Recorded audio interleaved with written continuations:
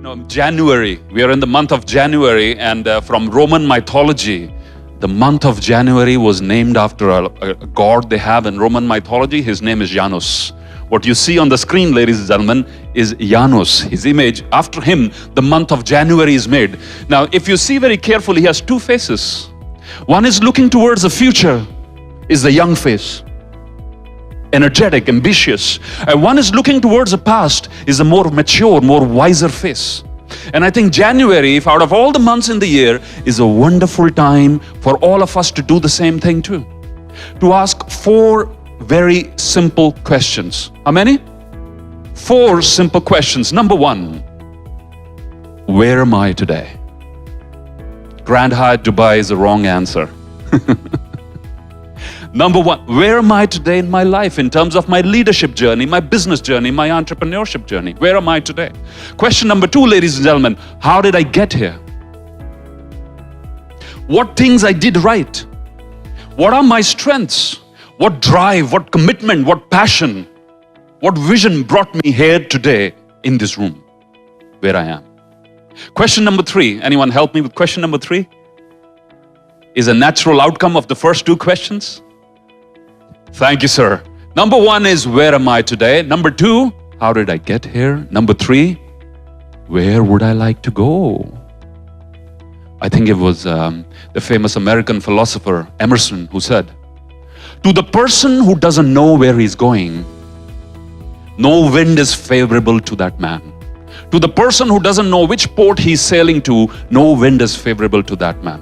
And the world makes way for the person who knows where he or she is going. The world makes way for the person who knows where he or she is going. Michael Jordan said, human beings can be divided into 3 categories. How many? Only few people participating in my interaction. How many categories? 3. Number 1, those who wish things would happen. These are the dreamers. Number 2, those who make things happen, the gathering in this room. Category number 3, ladies and gentlemen, those who wonder what happened. Because we are living in times of accelerated change, more competition, more complexity, the 3 C's, more change, more competition, more complexity. Change is happening so far, we don't even know when we get struck by change, and we are like the deer frozen in the headlights. I have a video of that. When the deer is in the headlights, he's frozen, he doesn't know where to go. So the 4 questions. Number 1, where am I today? Number 2, how did I get here? What are my strengths? What do I do right? Number 3, where would I like to go? And number 4, what's my strategy? What's my plan to get to my next destination? Take charge of your lives. That's what I'm saying. Leaders take charge of their lives and help other people take charge of their lives. In a situation where there is no leadership, there is a lot of confusion, ladies and gentlemen, and that is where the problem is. So I will just finish with this Janus thing here. In the Roman mythology, is considered the month of January for new beginnings, for transitions, transformation.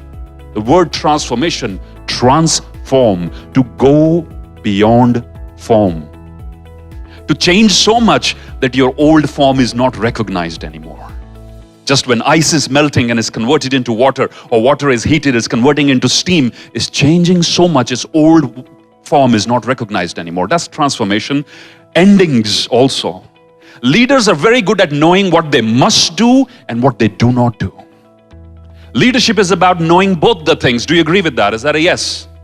Leaders should know what they ought to do and what they ought not to do. It's not only about going forward, leaders should also have a to-do list and also a not-to-do list. Both things are important. Ambition and reflection. The young face towards the future, looking with, I want to do more. I want to achieve more. There is more ahead of me. And reflection. They both go hand in hand, ladies and gentlemen. And also at the same time, imagination and experience. Usually these two are fighting with each other in organizations. And I'm here to tell you this today. Imagination and experience need not fight. They can exist together. It's only when they exist together that magic happens. With the experience of the past and the imagination of what I can do in the future.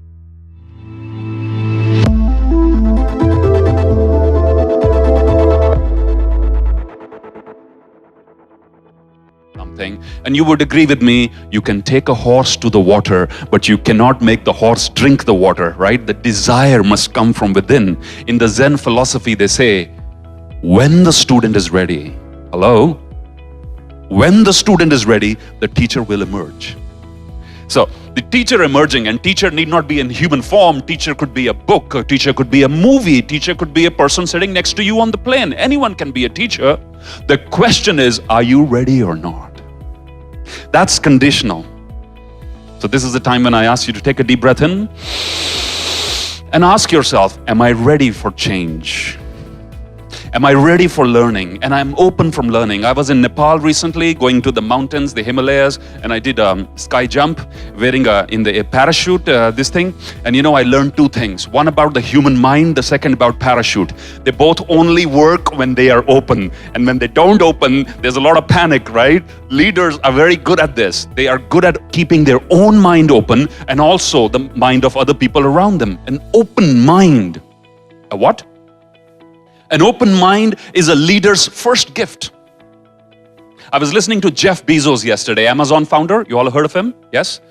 Giving a talk on the early days of Amazon, when Amazon was just a startup. Okay? So very interesting. Listen to this carefully. They're just 5 or 6 employees, and they were selling only books at that point of time. And the most important thing was, how quickly can you ship the books to the customers, right? So 5 or 6 people, they had their day jobs in the evening. They would come in. They were kneeling on a concrete floor and packing all the books. So Jeff complained to his driver, his delivery driver. Now Jeff is the MBA guy, I think Stanford or Harvard, I'm not sure, one of those places. He's complaining to his driver, my knees hurt, my back hurt.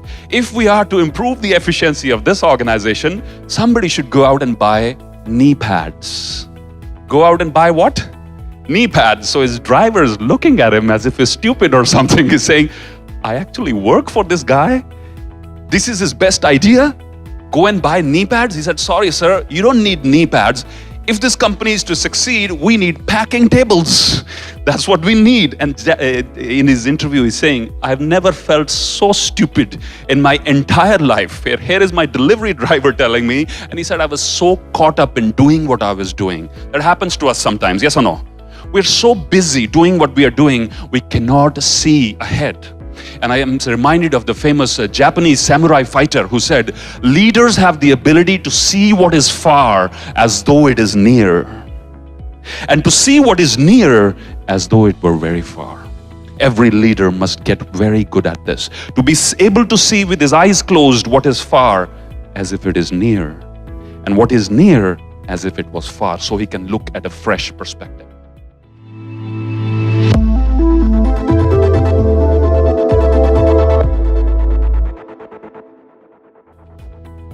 You all heard of this story in Alice in Wonderland? Yes?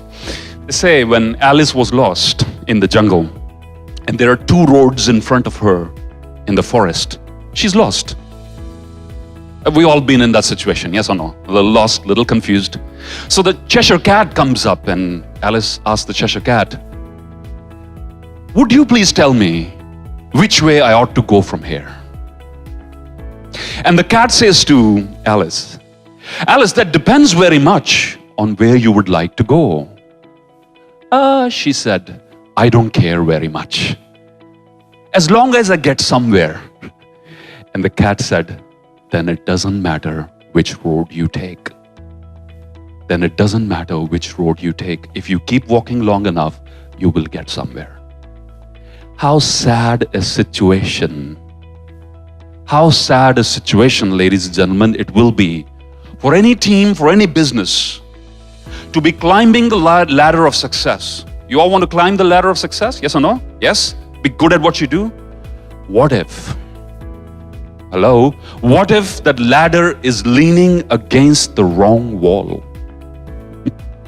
And you've been working hard to climb that ladder faster. And you get to the top of the roof and you say, wrong roof. Wrong wall. And this is what leaders do. We make sure, good leaders make sure the ladder is leaning against the right wall. Take a deep breath in, please, once again. Simple exercise. I want you to close your eyes, please. No one's going to steal your mobile phones. Don't worry about it. I want you to put your right hand up in the air, index finger pointing up like that. Good. Close your eyes. I will count down 3, 2, and 1. And when I reach 1, I want you to point your finger towards north, please. The direction north. No cheating, no looking at other people around you. Close your eyes once again. Deep breath in. There we go. 3, 2, 1. Go north, please. Go north. Go north. Make up your mind. Okay? Keep your hands where they are. Keep your hands where they are. Open your eyes and look around you. Look around the room. Look around the room. Now, my question to you, put your hands down. Thank you. How many norths are there, ladies and gentlemen? How many norths? 1. Now, for some people, it's very easy. A north is up there, so wrong answer. But this is what happens in many organizations. This is what happens in many teams. Everybody's pointing in their own direction. They're working hard, but they're not achieving anything. Good leaders make this distinction between movement and achievement. What is it? Movement and achievement. You could be moving a lot, but not achieving anything. You only start achieving when your ladder is leaning against the right wall. So what are the 4 questions to start the month of January, ladies and gentlemen? Once again, I'm not here. I don't have any answers, sorry. I have questions. Question number 1 was, where am I today? Number 2, how did I get here? What did I do right? Number 3, what's my plan? Where would I like to go? Where do I see myself in 5 years' time? Can I share this with you? 15 years ago, I used to work in this hotel. I was a part of the pre-opening team in this hotel 15 years ago. And working here as an assistant manager for the F&B department, I had big dreams. Working right in these ballrooms, right in this hotel, I dreamed of a better future for myself. And here I am, ladies and gentlemen, here I am standing in front of you. And my message to you is this: if you can see it in your mind, you can achieve it. What's important is you have the vision.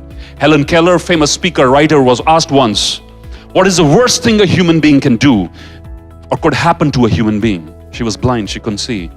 She said the worst thing for any human being is to have eyesight. Ladies and gentlemen, to have what? Eyesight, but no vision.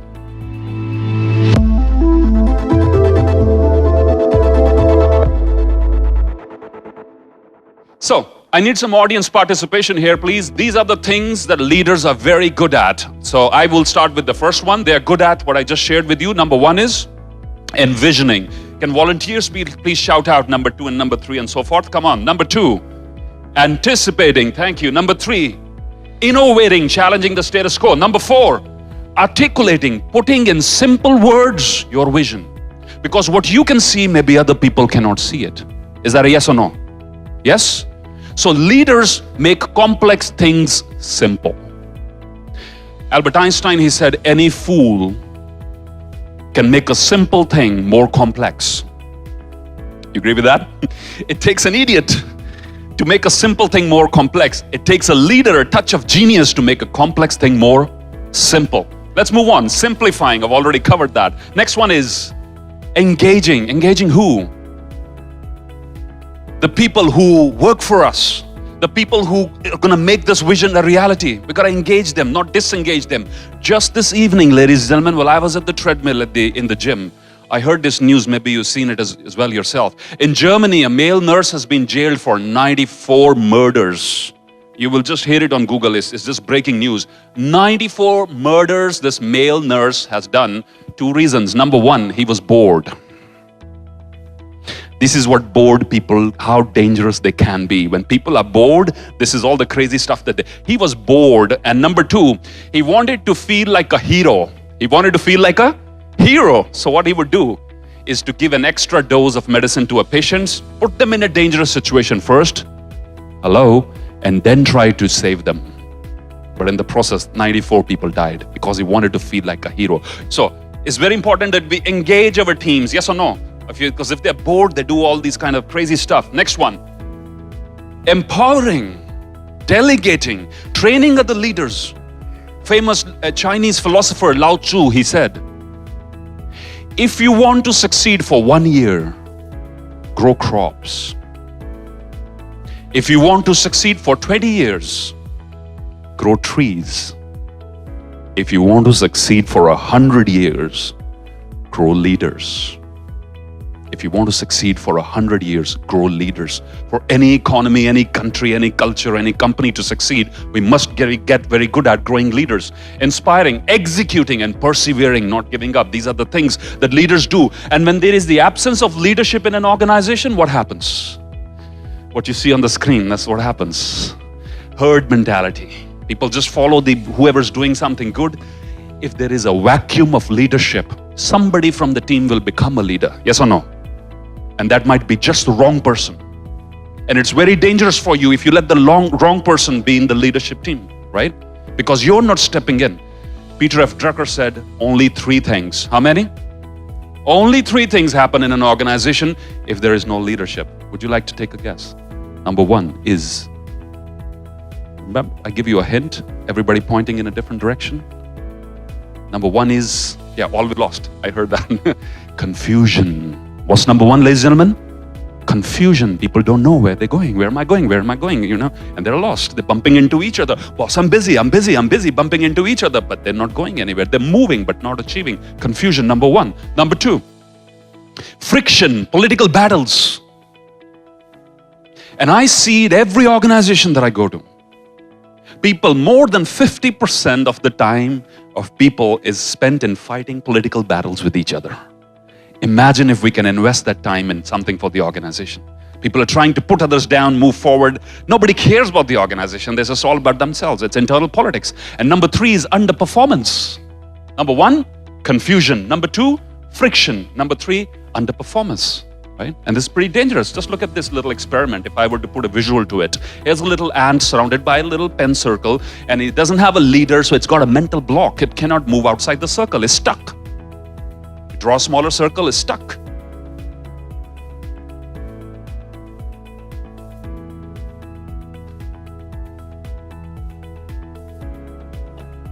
And this is what happens to many human beings also. They are stuck. Good leaders come in and give them a push.